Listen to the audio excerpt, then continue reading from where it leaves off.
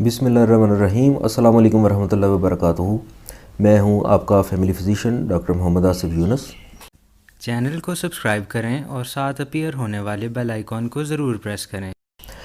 आज हम डिस्कस करेंगे कि hba1c यानी ग्लाइकोसाइलेटेड हीमोग्लोबिन जो कि शुगर का एक ख़ास किस्म का टेस्ट होता है, ये किस तरह से 3 महीने का रिकॉर्ड बताता है।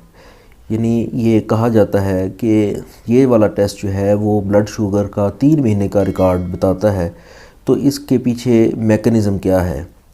शुगर टेस्ट करने के लिए मुख्तलिफ़ टेस्ट किए जाते हैं, जैसा कि फास्टिंग ब्लड शुगर है, रैंडम ब्लड शुगर है, इसी तरह से 2 hour post prandial blood sugar होती है, OGTT होती है यानी ओरल ग्लूकोज टॉलरेंस टेस्ट। तो ये मुख्तलिफ़ किस्म के टेस्ट किए जाते हैं।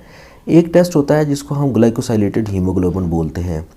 खून के अंदर शुगर की जितनी मिकदार हाई होती है उसी निस्बत से, उसी परसेंटेज से जो हमारी हीमोग्लोबिन है, जो खून के सुर्ख ज़र्रात के अंदर जो एक मादा होता है जो ऑक्सीजन कैरी करने के लिए होता है, उसमें ये कैपेसिटी होती है कि वो ग्लूकोज के साथ परमानेंटली अटैच हो जाती है। लेकिन ये उसी निस्बत से अटैच होती है जिस लेवल तक ब्लड शुगर हाई हो रहा होता है। यानी खून के अंदर अगर शुगर की मिकदार ज़्यादा है तो ज़्यादा वो उसके साथ अटैच हो जाएगी। अगर खून के अंदर शुगर की मिकदार मुनासिब है तो उसी निस्बत से जो है हीमोग्लोबिन उसके साथ अटैच होगी।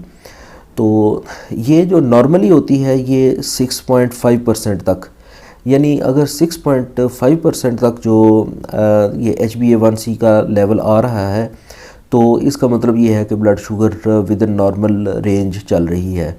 लेकिन अगर ब्लड शुगर ज़्यादा होगी तो उसी निस्बत से जो है ये 7 तक, 7.5, 8, 9, 10 तक भी देखी गई है, इससे भी ज़्यादा हो जाती है। तो ये इसका एक कंट्रोल बताती है शुगर का जो है खून के अंदर। हमने देखना ये है कि ये 3 महीने का रिकॉर्ड किस तरह से बताती है। दरअसल इसका ताल्लुक़ चूँकि आरबीसी की लाइफ के साथ है, यानी खून के जो सुर्ख ज़रात हैं, रेड ब्लड सेल्स हैं, उनका लाइफ स्पैन कितना है। लाइफ स्पैन उसका होता है 120 डेज़, यानी 120 दिन खून के ये जो सुर्ख ज़रात जो अपनी पैदाइश से लेके तो 120 दिन तक वो ज़िंदा रहता है, उसके बाद वो डिस्ट्रॉय हो जाता है। इसी तरह से वो मुख्तलिफ़ जो ज़र्रात होते हैं वो पैदा भी होते रहते हैं और उसी तरह से वो डिस्ट्रॉय भी होते रहते हैं। तो होता ये है कि जब एक दफ़ा ब्लड शुगर जो है वो हीमोग्लोबिन के साथ अटैच हो जाती है तो वो परमानेंटली अटैच होती है टिल के जो आरबीसी है वो डिस्ट्रॉय हो जाए। तो इस हिसाब से ये इसका जो लाइफ स्पैन है वो तो 4 मंथ बनता है, लेकिन प्लस माइनस उसका जो डिस्ट्रक्शन टाइम है, उसकी जो प्रोडक्शन टाइम है, उसको प्लस माइनस करके तो आलमोस्ट 3 मंथ्स का जो पीरियड ऐसा बचता है जिसमें जो हीमोग्लोबिन है उसका जो लेवल वो कांस्टेंट रह रहा होता है। तो लिहाजा जितने परसेंटेज तक जो ब्लड शुगर है वो उसके साथ हीमोग्लोबिन के साथ अटैच होती है तो वो भी 3 महीने तक तकरीबन कांस्टेंट रहता है। तो इसकी दरअसल वजह यही होती है कि चूँकि 3 महीने तक जो हीमोग्लोबिन का लेवल है जो कि एक दफ़ा प्रोड्यूस हो चुका होता है वो हमारे खून के अंदर स्टेबल रहता है, इसलिए 3 महीने तक की जो ब्लड शुगर का जो परसेंटेज उसके साथ अटैच हो चुकी है या हमारे खून का जो लेवल चल रहा होता है ये उसको प्रेजेंट कर रहा होता है।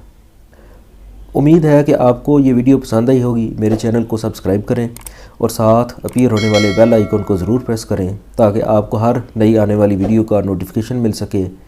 वीडियो को लाइक करें, शेयर करें। इजाज़त दीजिए। अल्लाह हाफ़िज़।